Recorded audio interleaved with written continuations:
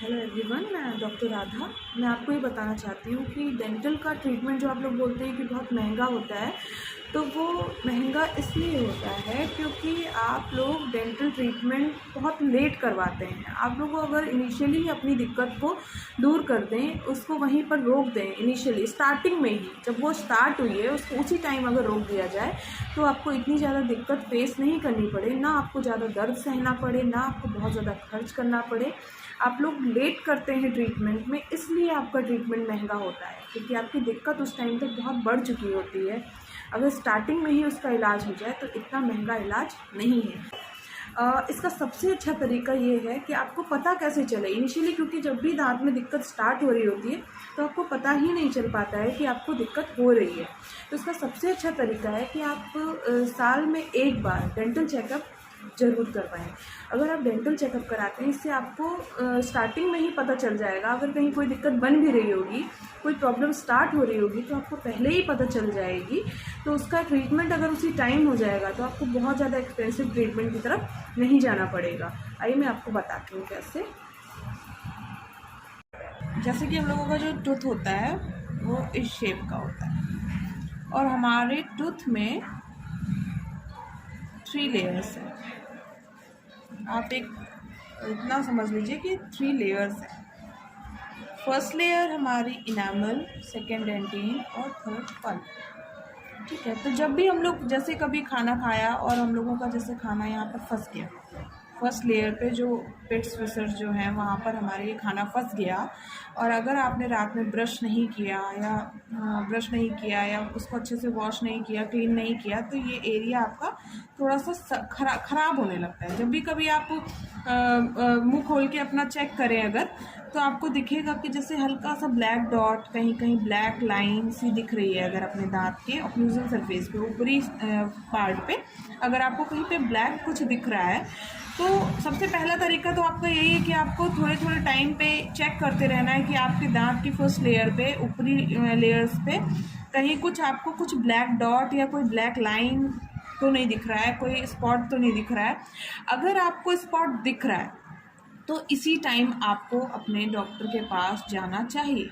लेकिन अगर आप नहीं जाते हैं, आपने इग्नोर कर दिया क्योंकि ये जो बहुत स्ट्रॉन्गेस्ट पार्ट होता है हमारा इनामल, तो ये हम लोगों को कभी भी इस स्टेज पे हम लोगों को कभी कोई पेन नहीं होता, कभी भी कोई पेन नहीं होता। बस हम लोग अगर चेक करें तो हम लोगों को बस केवल एक ब्लैक स्पॉट दिखेगा, कुछ ब्लैक लाइन अगर है तो वो दिखेगी। कभी ये नहीं होगा कि आपको दर्द हो रहा हो, इस वजह से आपको डॉक्टर के पास जाना पड़े। अगर इसी टाइम पे आप डॉक्टर के पास जाते हैं तो हम लोग क्या करते हैं कि ये जो आपका पार्ट है इसको क्लीन करते हैं। ये आप इसको कितना भी कोशिश कर लें ब्रश से क्लीन करने की या फिर माउथ वॉश से क्लीन करने की, ये क्लीन नहीं। अब अगर आपने इसको ऐसे ही इग्नोर कर दिया, इस डॉट को आपने, ब्लैक डॉट को आपने ऐसे इग्नोर कर दिया, छोड़ दिया, क्योंकि आपको कोई प्रॉब्लम स्टेज पे नहीं हो रही होती है, तो ये दिक्कत जो है वो धीरे धीरे अंदर ही अंदर बढ़ते आपकी सेकेंड लेयर पर आ जाती है। जैसे ही ये आपकी दिक्कत सेकेंड लेयर पर आएगी, आपको हल्का हल्का सा सेंसिटिविटी, पानी लगना, खट्टा लगना, मीठा लगना, कुछ सेंसिटिविटी लगना हल्का हल्का स्टार्ट हो जाता है। बहुत ज़्यादा एक्सट्रीम पेन नहीं होता है, बट आपको सेंसिटिविटी की प्रॉब्लम होने लगती है।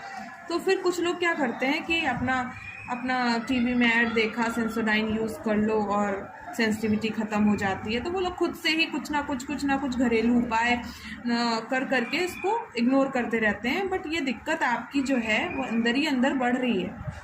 ये दिक्कत आपकी ख़त्म नहीं हुई है। आपने भले ही इसमें कोई भी पेस्ट यूज़ किया या कोई मेडिसिन यूज़ की, वो कुछ टाइम के लिए आपकी रुक जाती है, टेम्परेरी। आपका ये है कि आपको थोड़ा सा आराम मिल गया, बट आपका ये दिक्कत जो है वो ख़त्म नहीं हुई।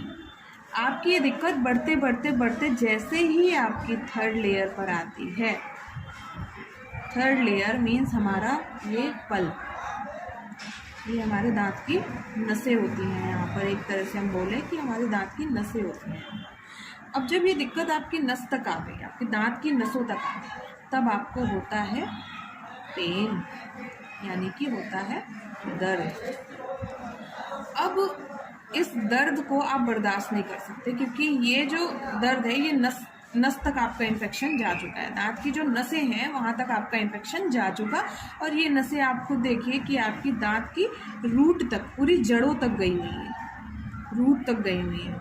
अगर इसका ट्रीटमेंट आपने टाइम पे नहीं कराया तो ये दिक्कत और भी अंदर ही अंदर धीमे धीमे बढ़ते बढ़ते बढ़ते बढ़ते बढ़ते यहाँ पर पस के फॉर्म में, यहाँ पर छोटे छोटे 2 होल होते हैं, ये यहाँ पर इकट्ठा हो जाता है पस के फॉर्म में, क्योंकि आपने इसको टाइम पर डॉक्टर को नहीं दिखाया, आपने डेंटिस्ट को नहीं दिखाया। आपने क्या किया, मेडिकल स्टोर से दवाई ली, खा लिया, टेम्परेरी आपको आराम मिल गया, कुछ टाइम के लिए थोड़ा सा आराम मिल गया, बट ये चीज़ क्या है, ठीक नहीं हुई है आपकी, धीमे धीमे अंदर ही अंदर बढ़ रही है। क्योंकि ये जो ये होल है, इतना बड़ा जो ये गड्ढा है, ये आपका खुला हुआ है, और रोज़ आप खाना खा रहे हैं, रोज़ इसमें ये चीज़ बढ़ रही है, इसके अंदर भर रही है, जा रही है, फंस रही है, और ये इन्फेक्शन आपका बढ़ता ही रहेगा अंदर ही अंदर।